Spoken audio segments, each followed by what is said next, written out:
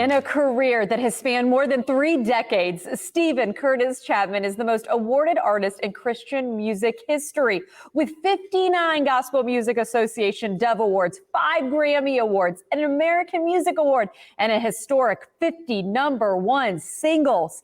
He has sold more than 17 million albums. The credentials go on, but I am excited to welcome him to our broadcast. Welcome. Good morning, Steven. How are you today? Thank you. I am doing well and very excited and grateful to be with you guys in Tampa this morning. Thanks for having me and for talking to me. Of course. I want to, I know sometimes it's difficult to kind of, look back and talk about your career and what it feels, it kind of gets a little braggy, but I'll do the bragging for you as I just listed so many of your accolades there. I am curious though, you received your 50th career #1 that I just alluded to this spring. We're talking about you are now with Madonna, George Strait. Talk about having your name in with such a historic monument. What does that mean to you, Steven? Well, a couple of things come to mind immediately. I love the saying, I don't know if you've heard it, growing up in Kentucky, we have a lot of funny little quotes and sayings. One is, if you ever see a turtle on a fence post, he didn't get there by himself. Have you ever heard that one? I haven't. I am a turtle on a fence post.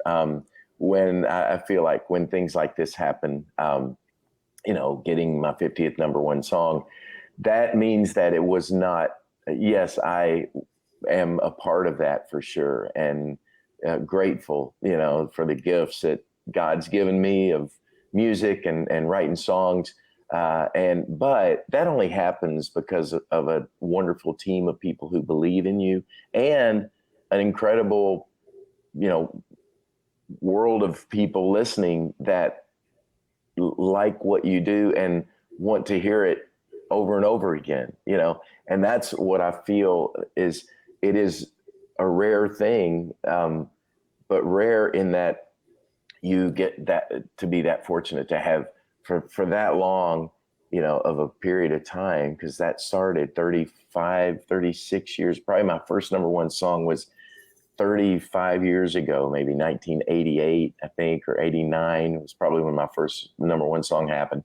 My first album, 1987. So that's just a lot of years of incredible support from people, radio stations.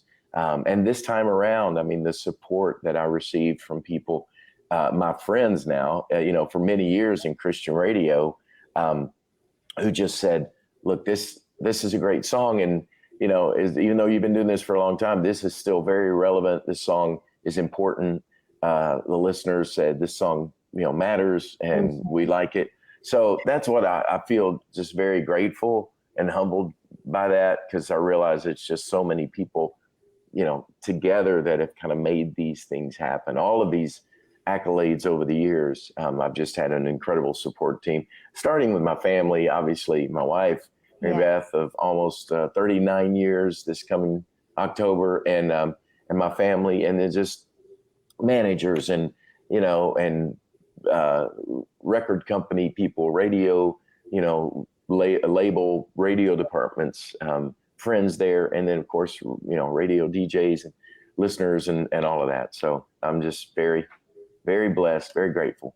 Oh, well, I'm glad you actually brought up the time frame, because I was going to bring that up to you. I know you were one of the first Christian artists that I remember in the 80s growing up. And so I'm so glad you brought up that time frame, because what I think is fabulous, and again, you're probably, can attribute the team around you again, but I think it's just very interesting, remarkable, and something that needs to be recognized, the tenure of your career, and that you still have a new album released last fall called Still.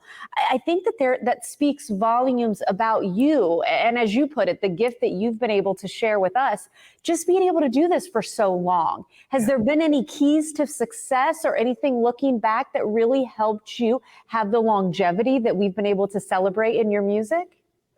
I've stayed, a student, of of music. I love still, even after all these years, which is not coincidental that my new album is called Still, referencing that, you know, that I still love to do this. I'm still learning, obviously spiritually, which is, you know, predominantly where my songs come from, you know, my faith and family, the things that are most important in my life. And so as a student still, you know, even at this point in the journey, and, you know, these whiskers, you know, they're growing on my face, they only appear to be grayish in pictures. They're not really, you know. Not real, no. Actually, I have this shaved by the time I come to Tampa. I was on a vacation with my family, and I just got lazy and didn't want to shave.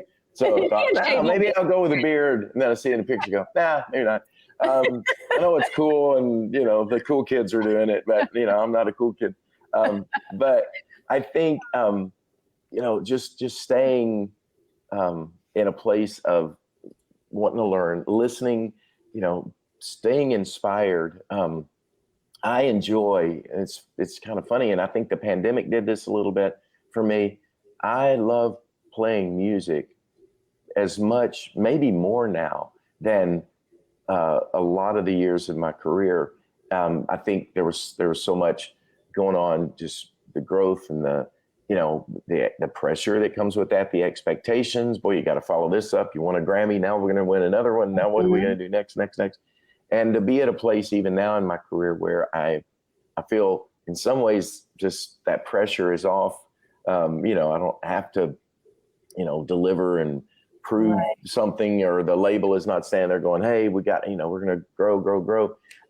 That's a huge blessing. And I think, but through the years of, you know, the people around me who I've intentionally brought around me, producers, co-writers, people that inspire me, band members, you know, just the players in the room. I think through the years of, hey, I'm going to change things up a little bit and try to learn. I think having an ear to what's going on in the world of music, listening, staying relevant with that, while at the same time, the real challenge with that artists have, and if you see artists that have stayed for many years, I think all of them would say that, you know, it's this, the trick, if there's one, the secret is, how do you not try to be, you do so much in the way of changing something about who you are to try to stay with the time, stay relevant, that you're not identifiable, or there's that thing that makes you.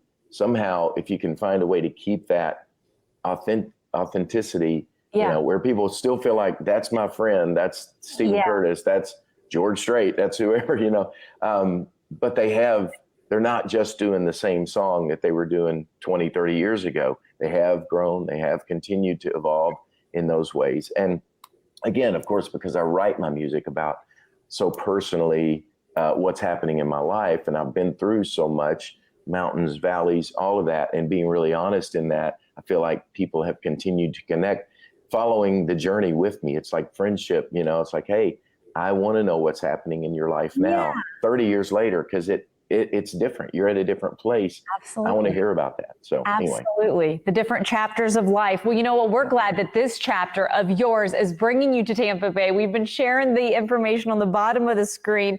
It's coming here July 12th. Get your tickets, of course, happening at the Duke Energy Center for the Arts, Mahaffey Theater. What a treat to have you on the show, Steven. Thank you for your time today. You are so welcome. Thanks for taking time to talk to me. I can't wait to see you all in Tampa, and y'all have a great day. I love it. You too. Take care.